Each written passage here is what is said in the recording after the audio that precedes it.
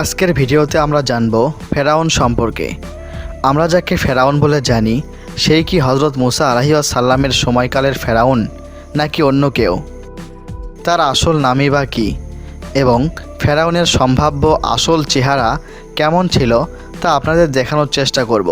তাই ভিডিওটি কোনো প্রকার টানাটানি না করে অবশ্যই শেষ পর্যন্ত দেখুন। ফেরাউনের মৃত দেহটিকে 1881 সালে মিশরের এক নদীর উপত্যকায় পাওয়া গিয়েছিল বলে জানা যায়, কিন্তু আল্লাহ রাব্বুল আলামিন 1400 বছর পূর্বেই পবিত্র কোরআনে ফেরাউনের ঘটনা উল্লেখ করেছেন। ঐতিহাসিকদের মতে ফেরাউনের দেহটি যখন পাওয়া যায় তখন ওই দেহটির বয়স হয়েছিল প্রায় 3000 বছরের মতো। আসলে ফেরাউন মূলত কারো নাম নয়, বনি ইসরায়েলিদের যুগের ধর্মযাজক, ধর্মীয় ব্যক্তিত্ব এবং সম্ভ্রান্ত পরিবারের কর্তা ব্যক্তিদের উপাধি। পরবর্তীতে বনি ইসরায়েলিরা যখন রাজ্য শাসনের ক্ষমতা হারিয়ে ফেলে তখন যারা ওই অঞ্চলের রাজা হতো তাদেরকে ফেরাউন বলে সম্বোধন করা হতো। আমালেকা জাতির রাজার খেতাব ছিল ফেরাউন।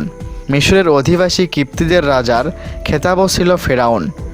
হযরত মুসা আলাইহিস সালামের সময়ের কিপ্তিদের শাসক বা ফেরাউনের নাম নিয়ে মতভেদ রয়েছে। হযরত মুসা আলাইহিস সালাম এমন এক ফেরাউনের আমলে জন্মগ্রহণ করেছিলেন যিনি রামেসিস ও পিথম নগরী নির্মাণ করেন। সেই হচ্ছেন দ্বিতীয় রামেসিস। কেউ কেউ বলেন হযরত মুসা আলাইহিস সালাম মাদিয়ানে অবস্থানকালে ক্ষমতাসীন ফেরাউনের অর্থাৎ দ্বিতীয় রামেসিসের মৃত্যু ঘটে এবং হযরত মুসার জীবনের পরবর্তী ঘটনাবলী সংঘটিত হয় দ্বিতীয় রামেসিসের উত্তরাধিকারী মারনেব তাহর রাজত্বকালে। কেউ কেউ বলেন হযরত মুসা আলাইহিস সালামের যুগের ফেরাউনের নাম ছিল ওয়ালিদ ইবনে মাসাব ইবনে রাইয়ান। তার বয়স হয়েছিল 400 বছরেরও অধিক। হযরত ইউসুফ আলাইহিস সালামের যুগের ফেরাউনের নাম ছিল রাইয়ান।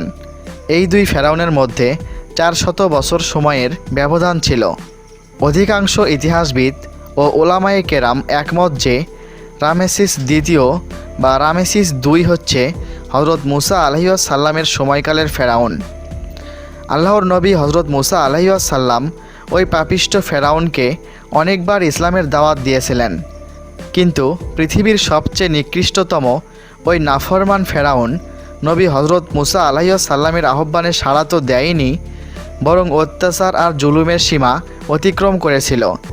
অতপর ফেরাউনের জুলুমের আয়ু যখন শেষ হয়ে আসে মহান আল্লাহ তাআলা তখন ওই নাফরমানকে নদীতে ডুবিয়ে মেরেছেন এবং মানবজাতির নিদর্শনের জন্য তার মৃতদেহ সংরক্ষণ করেছেন। ফেরাউনের দেহ উদ্ধারের পর মানুষের কৌতূহল আরও বেড়ে যায়, হয় অনেক গবেষণা। সত্যিকার অর্থে ফেরাউন দেখতে কেমন ছিল এমন প্রশ্ন ঘুরে ফিরে আসে মানুষের মনে। সম্প্রতি ফেরাউনের চেহারা নিয়ে গবেষণা করে বিজ্ঞানীরা ইন্টারনেটে এই ছবিটি প্রকাশ করে।